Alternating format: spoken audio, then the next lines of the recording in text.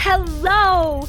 Welcome to the Disability Channel. I am Unstoppable Tracy with Unstoppable You and the Today Show host. Today, I bring you Burlington Accessibility Advisory Committee Chairperson, Tricia.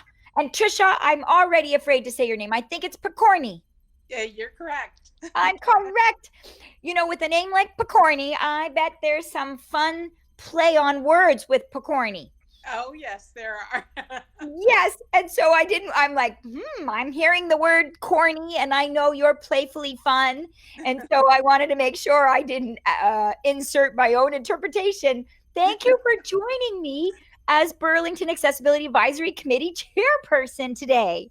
Well, thank you for having me. I am over the moon. I know that we have been trying to get you as a guest on the show for months, and I knew it would be so valuable to have you here.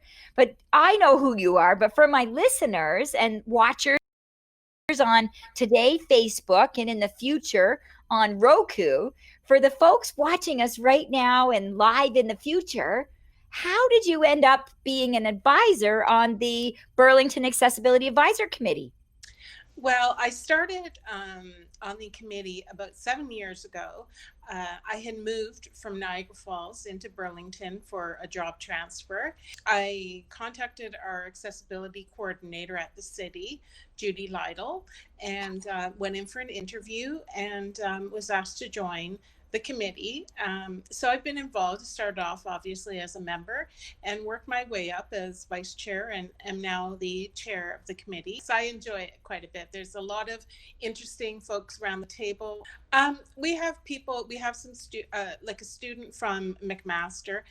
We also have Ron Balico, who's been a longtime member of the Burlington Accessibility Committee.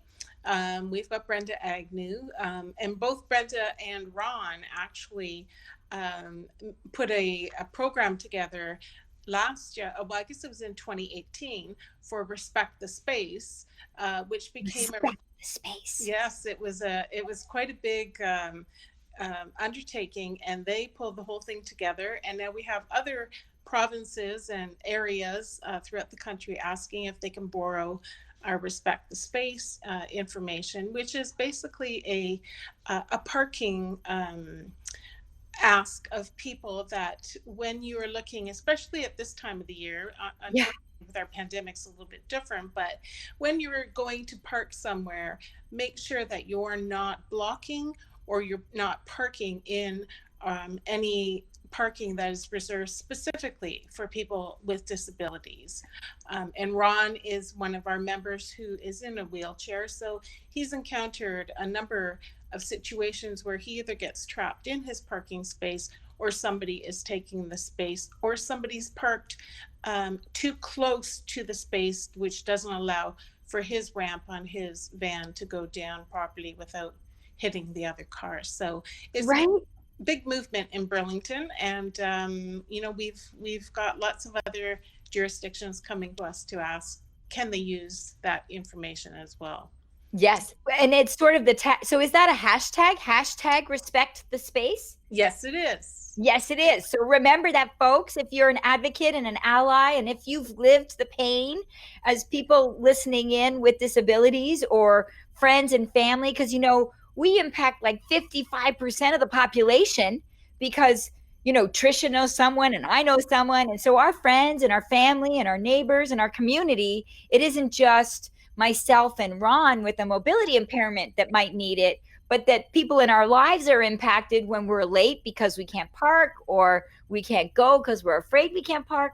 I find my biggest piece that I encounter, my 75% of my concerns with Respect the Space is that people have their grandmothers pass or something, or someone else in their families pass, and they just need something for 2 minutes. So they say that I'm so sorry, I just ran in for 2 minutes.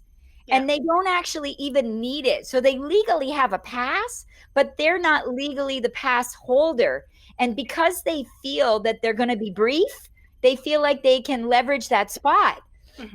And then that impacts people like me and Ron. Yes. Respect the space. Well, that's a fun initiative. Who else or what other ideas do you want to share?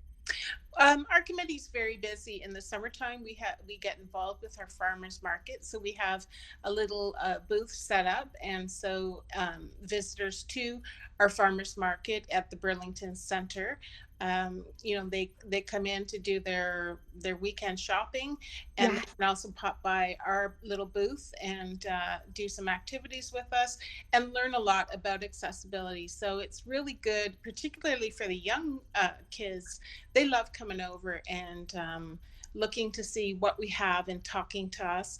And then their moms and dads they're a little more curious and ask questions. And we have a lot of people that stop by. So it's a really good initiative that our committee has taken on. And that idea was brought to our committee from one of our members, Doug Benton. We've been carrying this on. This summer was an exception, but we plan to hopefully get back into the farmers market this coming summer, 2021. So. Well, who doesn't love a farmer's market and who doesn't love activities? And Yeah. talk about the magic of children for generating conversation, because people are afraid to ask questions. Yeah. What do They're you our think? best advocates. Yeah, our number one advocate. Like, come over here. So what do you think, like the committee, maybe all year or at the farmers market, what's sort of the biggest gap or the number one kind of family of questions that you get asked around? You mean when we're at the farmers market or just the committee in general? Either or, whatever comes to mind. Well, with our farmers market, usually it's people that will come to us and let us know where accessibility is lacking. Yeah. Then our committee can jump on board with that and see what we can do. A nice face-to-face feedback. Yes, and the city's really good at making those changes. If we find any obstacles, they're really good at working with us to see how we can change those obstacles into opportunities for everybody. You're a vehicle for people to give positive feedback and constructive, heads up of gaps that exist. But we've got COVID going on. Like you said, you couldn't do the farmers market, and we just had International Day of People with Disabilities. So we just have a couple of minutes left. I wonder if you wanted to use those last 2 minutes about maybe a big COVID obstacle or two, and maybe a COVID success or two. Okay. So the obstacles we've had with COVID is that obviously our committee can't meet every month like we normally do. So we usually go into City Hall. What we have been doing is accessing Zoom, like you and I are doing right now, which has worked out really well. Zoom's been a lifesaver, I think, for many of us. And one of the things, because our work plan for this year, we were limited in what we could do. The committee decided, actually, it was Ron Balico on our committee who came up with the idea to make a virtual page of resources under the City of Burlington's accessibility link. And we have all resources specific to the Halton Burlington area, so that if you're new to the area or you do live in Burlington and you're wondering, I'm a person with a disability, maybe I need food, maybe I need my wheelchair needs repairs, or maybe I need to get in touch with somebody at the CNIB or the Hearing Society, whatever the case may be, whatever your situation is, we have that resource that's available to you virtually. So you can just, like I said, link on to the City of Burlington's webpage and go down to the accessibility link, and all your information will be there. And we will be updating that every quarter, so that we have new resources that are put on. Or if you notice your resource is not on, if you work for an agency that you want to represent for the City of Burlington, please contact Judy Lytle, our coordinator, and she'll make sure that you're added to our virtual page. Oh, I love that. And we do have listeners from the Halton region and Burlington. So one more time, how do they find this page or find Judy? So they can go to the City of Burlington So www.burlington.ca. And Judy's listed under accessibility, and our virtual page, our resource page, is down there as well. So it was just launched about a month ago, so it's brand spanking new. Brand spanking new. And is this the virtual trade show that you kind of Yes. celebrated on International Day of People with Disabilities? Yes, this is what we launched for the International Day of Persons with Disabilities.